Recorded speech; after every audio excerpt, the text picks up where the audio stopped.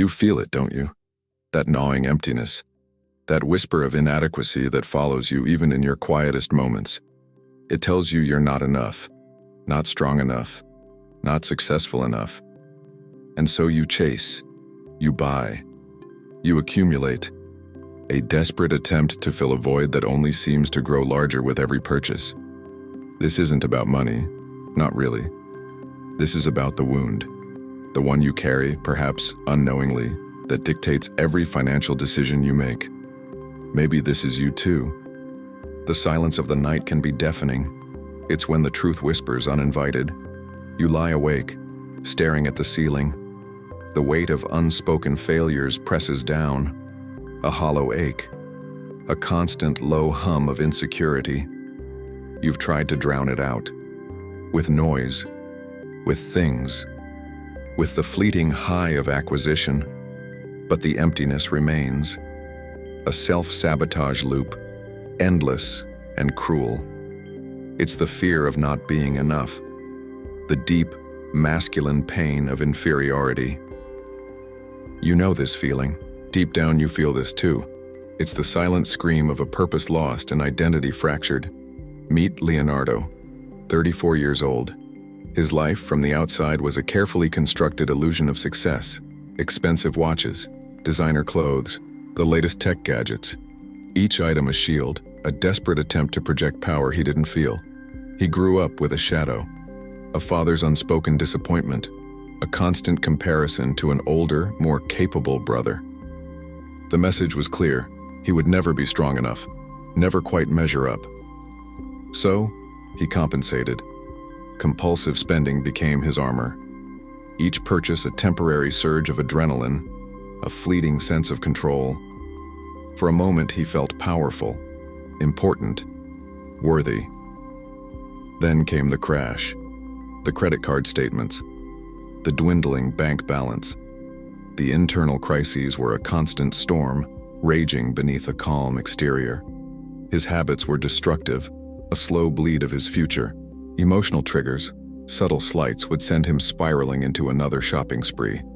He was stagnant, trapped in a gilded cage of his own making.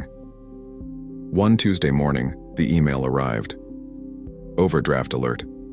For the 8th time that year. The screen glowed, a brutal mirror reflecting his failure.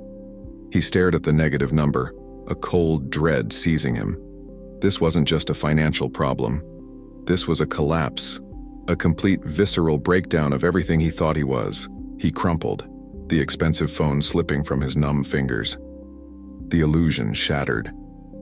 In the wreckage of his self-deception, a whisper from the past emerged. Not from the glossy pages of modern self-help, but from the brutal, silent wisdom of an ancient warrior, Musashi. His words cut through the noise, stark and unforgiving.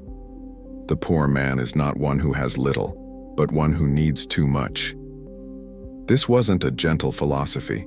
It was a sword stroke. Ancient, yet piercingly relevant.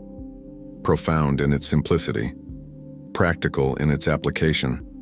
And tragically little known in a world obsessed with accumulation. Musashi, a master swordsman, understood the true nature of wealth, not as an abundance of possessions, but as an absence of craving. He saw that true poverty wasn't a lack of external resources, but an insatiable hunger for them, a constant state of needing, of wanting, of being incomplete without. It meant that the man with a palace and 1,000 desires was poorer than the man with a hut and a single focused purpose. It meant that Leonardo, with all his expensive trinkets, was a pauper of the soul. His wealth was a mask, not a reality. His possessions were chains, not liberation. The philosophy was a mirror, reflecting a truth he had desperately avoided. His poverty wasn't in his bank account, but in his endless need for validation. The words of Musashi became a brutal mantra. Leonardo began to apply them, not with enthusiasm, but with the grim determination of a man facing his own execution. The first few weeks were a battlefield. Every advertisement, every social media post, every fleeting desire was an enemy. He felt the pull, the familiar ache to buy, to soothe, to escape. He saw a new watch, a sleek gadget, and his old self screamed for it. Small victories came first, resisting the impulse buy at the grocery store, deleting shopping apps from his phone. Each small act of defiance was a tiny flicker of light in his internal darkness. He started tracking every penny, not to hoard, but to understand where his needs were truly coming from. But there were relapses. A particularly stressful day at work, a casual comment from a colleague about his old phone, and the old wound would reopen. He'd find himself browsing online, fingers hovering over the Add to Cart button, the shame already burning. He'd close the laptop, defeated, the taste of failure bitter in his mouth. Moments of doubt were constant companions.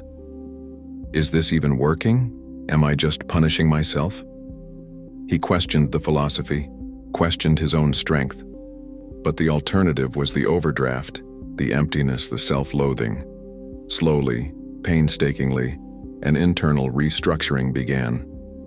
He started to see his desires not as commands, but as impulses to be observed, understood, and then released. His relationship with himself shifted. Less self-flagellation, more quiet observation. His sense of identity began to detach from the things he owned. He wasn't the sum of his purchases. He was the man who chose not to buy. It was a silent, brutal training, an art of detachment. The storm hit without warning. A major project at work, one he had poured his soul into, was abruptly canceled. His boss, usually reserved, delivered the news with a cold, dismissive tone. Not good enough, Leonardo. We need more.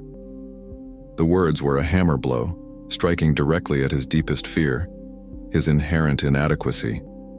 The old wound, barely scabbed over, ripped wide open. He felt the familiar, suffocating grip of masculine inferiority. All the progress, all the small victories seemed to evaporate in an instant. He walked out of the office, the city lights blurring through a haze of tears he refused to shed. The urge to buy, to numb, to prove, was overwhelming. He found himself in front of a luxury car dealership, staring at a gleaming, powerful machine. This, a voice inside him whispered, this would make you enough. This would show them. He almost did it. He walked in, spoke to a salesman, felt the leather seats, imagined the roar of the engine. The old addiction surged, promising oblivion from the pain. He was on the brink, teetering on the edge of a financial abyss, ready to plunge back into the cycle of self-sabotage. His phone buzzed, an automated bank alert. Low balance. Not an overdraft, not yet. But a stark reminder of how close he was. He saw the number, and for a moment, he saw not just money, but the endless, desperate need that had defined his life. He saw the face of the man who needed too much. He almost gave up. The despair was a physical weight, crushing his chest. He felt like a failure, a fraud, a man destined to always be less. The philosophy of Musashi felt like a cruel joke, an impossible burden. He wanted to scream, to rage, to simply disappear. This was his worst moment. Raw, vulnerable, absolutely broken. He stood there in the cold night, the glow of the dealership sign mocking him. The low balance alert still burned on his phone screen. But this time, something shifted. The despair, instead of consuming him, became a catalyst. He looked at the car, then at his reflection in the glass. He saw not a man who needed a car, but a man who needed to be seen, a man who needed to be validated. Musashi's words echoed not as a judgment, but as a profound, brutal truth. The poor man is not one who has little, but one who needs too much. The revelation hit him like a lightning strike. His poverty wasn't the lack of money in his account. It was the endless, insatiable craving for external approval. It was the belief that he was incomplete, that he needed anything outside himself to be whole. The car, the clothes, the gadgets, they were not solutions. They were symptoms. They were the chains he had forged himself, believing they were badges of honor. The true insight was this: he wasn't poor because he lacked wealth. He was poor because he lacked self. He had been running from who he really was, trying to buy an identity, a sense of worth. He had been chasing the illusion of greatness, when true strength lay in the silent discipline of detachment. The storm inside him began to quiet. A profound silence descended, not of emptiness but of clarity. He understood that wealth was a consequence of internal strength, not a mask for internal weakness. He would only truly win when he stopped running from the man he was and started building the man he wanted to be from the inside out. The chains broke. The dawn, though still distant, was visible. The transformation wasn't a sudden burst of light, but a slow, deliberate reconstruction. Like a phoenix rising from ashes, Leonardo began to rebuild, brick by painful brick. His habits shifted fundamentally. The compulsive spending ceased. Every purchase became a conscious decision, weighed against Musashi's brutal truth. He started saving, not out of fear, but out of a quiet, internal discipline. He invested in experiences, in learning, in his own growth, rather than fleeting possessions. His purpose became clear. No longer chasing external validation, he found a quiet drive within. He focused on mastering his craft, on contributing meaningfully, on building genuine connections. His mentality hardened, not into rigidity, but into resilience. Detachment became his shield, protecting him from the constant barrage of consumerist desires and societal pressures. He found self-worth not in what he owned, but in his actions, his integrity, his quiet strength. His behavior reflected this internal shift. He moved with a calm deliberation, less reactive, less anxious. The need to impress, to perform, to prove slowly faded.